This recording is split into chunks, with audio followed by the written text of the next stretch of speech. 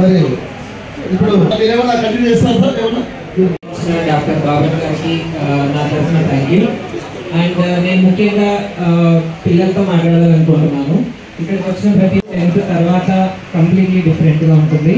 So ఇప్పుడు దాకా మీరు మీ ఇంట్లో ఉండి చదువుకుంటూ మేబీ స్కూల్కి వెళ్తూ వస్తూ అండ్ తీసుకోవాలి. ఓకే, ఇంటర్మీడియట్ ఎక్కడ చదవాలి, ఏం చదవాలి తీసుకోవాలి ఇప్పుడు. సో ఇంతకు ముందులాగా అవేర్నెస్ లేకుండా అయితే ఏమీ లేదు. ఇప్పుడు ప్రతి ఒక్కరికి అవేర్నెస్ ఉంది. సో ఎక్కడ ఏం చదివితే ఎలా అవుతారు ఫెయిల్యూర్స్ అనేవి చాలా కామన్ లైఫ్ లో. ఓకే, సో ఫెయిల్యూర్ అనేది సోదర భావం చాలా ముఖ్యము. ఎంతసేపు స్వార్థం కాదు, సోదర భావం. పడోసి హుక్కుక్ అంటారు మన ఇస్లాంలో.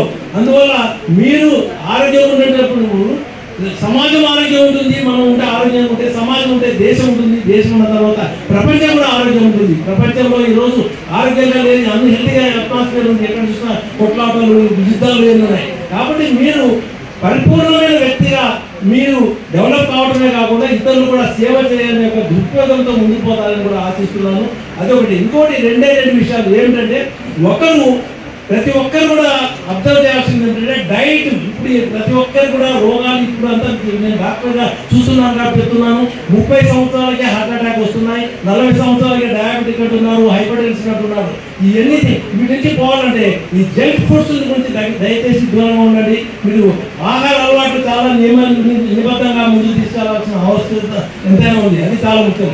ఇంకొకటి ఏంటంటే, ఇప్పుడు సమాజంలో చాలా కలుషితం అయిపోయింది. అన్ని రకాల కలుషితాలు విపరీతంగా ఉన్నాయి.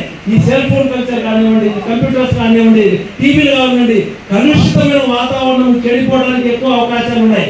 ఆ చెంపుడు జీవోటి ఈ సమాజ పరిస్థితుల్లో మీరు మిమ్మల్ని రక్షించుకోవాలి తప్ప మిగతా వాళ్ళు ఎవరో రక్షించరు.